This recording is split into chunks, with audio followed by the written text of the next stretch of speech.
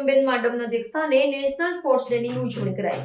29 August 2025ના રોજ સમગ્ર ભારતમાં મેજર ધ્યાનચંદજીના જન્મદિવસને નેશનલ સ્પોર્ટ્સ ડે તરીકે ઉજવવામાં આવે છે।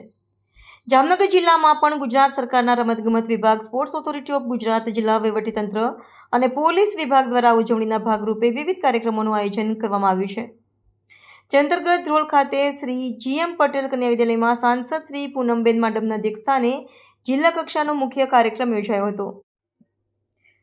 આ કાર્યક્રમમાં સાંસદશ્રીએ હોકી, દોડ, જુડો, બાસ્કેટબોલ અને કુસ્તી જેવી વિવિધ રમતોનું નિરીક્ષણ કરી ડિસ્ટ્રિક્ટ સ્પોર્ટ્સ સ્કૂલના ખેલાડીઓને પ્રોત્સાહિત કર્યા હતા। આ ઉપરાંત તેમણે રાષ્ટ્રીય કક્ષાએ ઉત્કૃષ્ટ પ્રદર્શન કરનાર ખેલાડીઓ અને શાળાઓનું સન્માન કર્યું હતું।